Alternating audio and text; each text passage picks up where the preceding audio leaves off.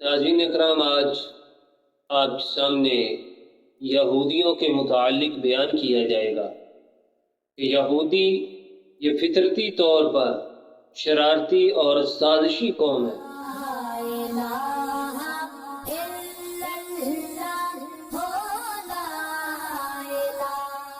اعوذ باللہ من الشیطان الرجیم، بسم اللہ الرحمن الرحیم۔ یا ایہا الذین آمنوا لا تتخذوا اليہود والنصارى اولیاء بعضهم اولیاء بعض، صدق اللہ العظیم۔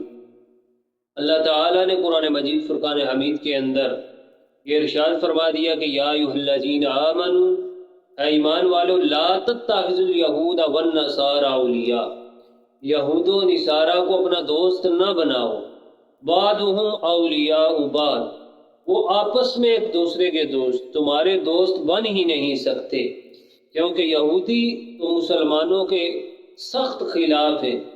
یہودیوں کے بارے میں اللہ تعالیٰ نے قرآن مجید کے اندر بھی یہ بیان فرما دیا کہ یہودیوں نے انبیاء کرام علیہ السلام کی نافرمانیاں کی، حضرت موسیٰ علیہ السلام کی انہوں نے نافرمانیاں کی، یہودیوں نے انبیاء کرام علیہ السلام کو شہید کیا، اور یہ وہ سازشی اور شرارتی قوم ہے کہ جس نے سیدنا حضرت عیسیٰ علیہ السلام کو شہید کرنے کی ناکام سازش کی۔ اس کے علاوہ انبیاء کرام علیہ السلام نے یہودیوں پر ان کے کرتوتوں کی وجہ سے لعنت فرمائی، اللہ تعالیٰ نے ان پر لعنت فرمائی۔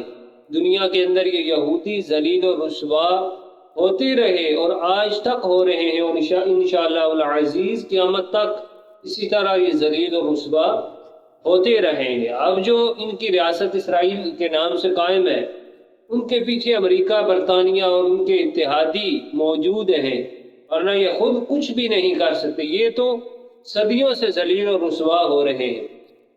ناظرین، نبی پاک صلی اللہ تعالی علیہ وآلہ وسلم کے دور مبارک میں جو یہودی تھے وہ بھی سازشی تھے، وہ آقا کریم علیہ السلام کے خلاف سازشیں کرتے۔ یہودی جب حضور کے پاس آتے تو آقا کریم علیہ السلام کو السلام علیکم کہتے، السلام نہیں کہتے، یعنی سلامتی یہ نہیں کہتے بلکہ السلام کہتے کہ تم پر موت ہو۔ حضور علیہ السلام بھی آگے سے فرما دیتے کہ وعلیکم، تم پر بھی موت ہو۔ تو اس ضمن میں صحیح بخاری شریف کی روایت ہے، ام المؤمنین حضرت اما عائشہ صدیقہ رضی اللہ تعالی عنہا فرماتی ہیں کہ یہودیوں کی ایک جماعت نبی پاک صلی اللہ تعالی علیہ وسلم کی بارگاہ اقدس میں آئی، تو انہوں نے آتے ہی کہا السلام علیکم، السلام کہا، السلام نہیں کہا، السلام علیکم، یعنی تم پر موت ہو۔ حضور علیہ السلام نے فرما دیا وعلیکم، تم پر بھی۔ ام المؤمنین فرماتی ہیں میں ان کی یہ گفتگو سمجھ گئی اور میں نے کہا کہ تم پر موت اور اللہ کی لعنت ہو۔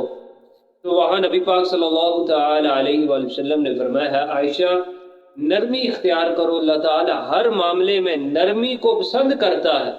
ام المؤمنین فرماتی ہیں میں نے عرض کی یا رسول اللہ، آپ نے سنا نہیں انہوں نے کیا کہا؟ حضور نے فرمایا میں نے بھی آگے سے وعلیکم کہہ دیا کہ تم پر بھی۔ تو اس طرح یہ یہودی اس طرح سازشی تھے، انبیاء کرام علیہ السلام کی انہوں نے نافرمانیاں کی، آقا کریم علیہ السلام کی بارگاہ میں آتے تو ایسے الفاظ کہتے، انبیاء کرام علیہ السلام کو انہوں نے شہید کیا، اور ان کے ایسے کرتوت تھے کہ اللہ تعالیٰ نے ان پر لعنت فرمائی، اور قیامت تک ان پر لعنتیں برستی رہیں گی۔ اللہ تعالیٰ مسلمانوں کو یہودیوں کے شر سے محفوظ اور معمون رکھے۔ وآخر دعوانا ان الحمد للہ رب العالمین۔